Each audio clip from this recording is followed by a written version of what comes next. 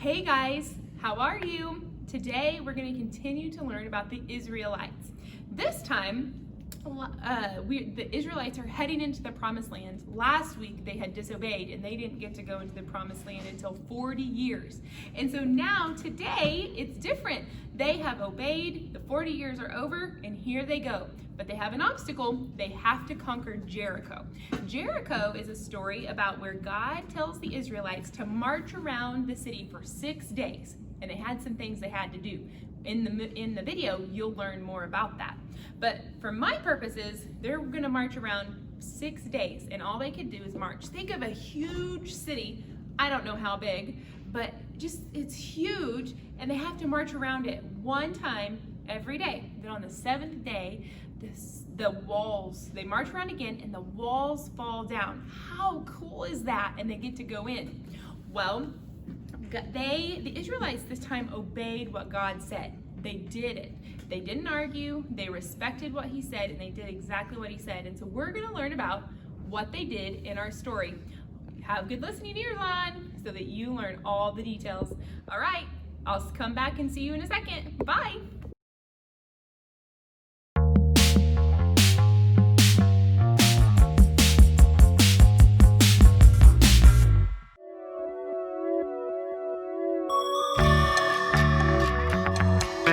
The Israelites were finally in the Promised Land, and one of the first cities they saw was Jericho. The people of Jericho had closed their city gates tightly so that no one could come in or go out. A thick, heavy wall surrounded Jericho. The wall was guarded. No one entered the city and no one left. It seemed an impossible task, but impossible is God's specialty. God told Joshua, "I have given Jericho, its king, and its army to you. March around the city with your soldiers. Do that one time each day for 6 days. 7 priests should carry ram's horn trumpets as they walk in front of the Ark of the Covenant." The Ark of the Covenant was a super important gold-covered box that contained the stone tablets with the 10 Commandments and some other important things. God continued, "On the 7th day, march around the city 7 times while the priests blow their trumpets. Then shout a mighty shout. The wall will fall and the people can go into the city." Joshua explained the plan to the people. He did as God commanded and placed 7 priests with 7 trumpets in front of the ark. Some of the soldiers marched in front of the priests, and others came behind the ark. Joshua said, "Do not say one word until I say shout." It was like the ultimate quiet game. Each day for 6 days, the priests blew their trumpets while the soldiers marched quietly one time around Jericho. Then they all returned to their camp. Early on the 7th day, the priests and soldiers marched around the city 7 times. After the 7th time, the priests blew their horns, and Joshua ordered, "Shout! The Lord has given you the city!" The soldiers gave a great shout when they heard the trumpets, and the wall fell down. The soldiers moved into the city and captured it, just as God had commanded. Hey guys, how was that story? I hope you enjoyed it. You know, God deserves respect, obedience, and honor. And the Israelites did that this time. I was so proud of them. They've disobeyed so many other times and they finally learned. They did what God said. How cool is that? He loves it when we obey. And then guess what? When we obey, we win. Just like the Israelites. They obeyed God, they won. The walls came tumbling down and they won. And that's all they had to do was obey. It's so cool when we obey. God deserves that. Last week we read the Bible verse, Deuteronomy 30:20. And I'm going to read that again. "And that you may love the Lord your God, listen to his voice and hold fast to him, for the Lord is your life." He loves you and he wants you to obey, just like the Israelites finally did. Guys, good luck obeying this week, and I will see you next week for another Bible story. Bye.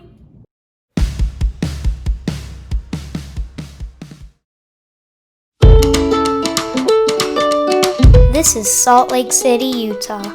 A large number of people living here have heard of Jesus, but many do not know the truth about who he is according to the Bible.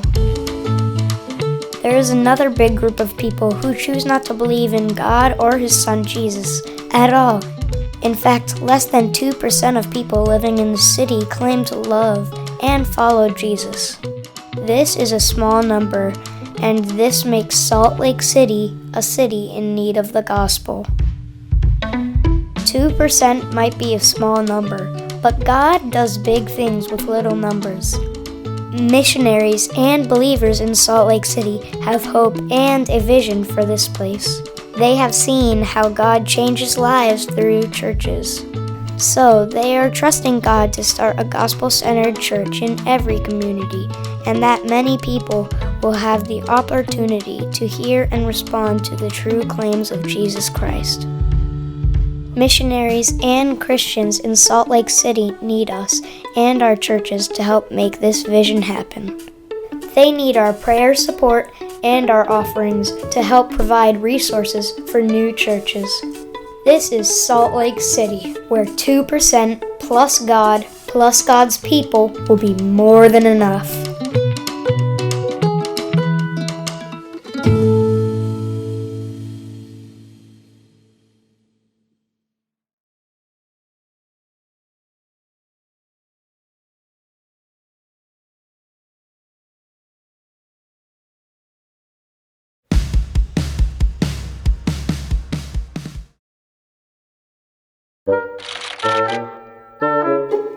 Lannis has been acting really weird the last few days. Lannis is always weird.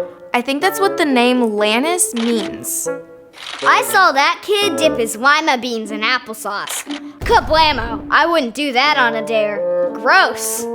Lannis is one of my best friends, but he makes sculptures out of toenails. That's pretty weird. I mean, he's acting really weird. Like, weirder than normal. How is that even possible? These are the chronicles of the Mooseberry Masterclass and the exceptional and very, very, very gifted students who attend, and also Alex. So it's not a big deal or anything, but I'm helping my brother Tanis steal the school mascot, the Mooseberry aardvark. Plans are well underway.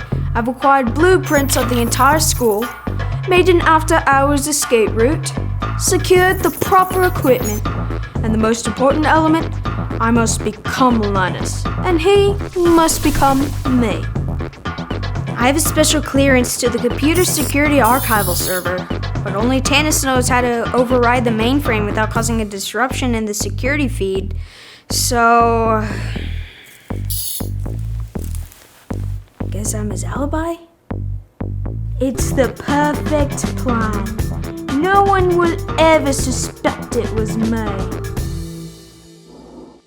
I don't know if we should do this. I mean, in my heart, I know it's wrong. Here's what we need to remember. Doing this could very well bring us closer together. It's just a silly little mascot. An aardvark. It's not even a moose. I'm starting to think it doesn't matter how much the aardvark means to people. And if stealing something brings us closer together as brothers, are we really coming together in the right way? What's most important is, I know that if I steal the mascot, I'm disobeying my God, and He expects me to obey Him. So that's what I'm going to do. Sorry, but if you're going to steal the mascot, you have to do it without me. But I hope you don't. I hope you learn from this.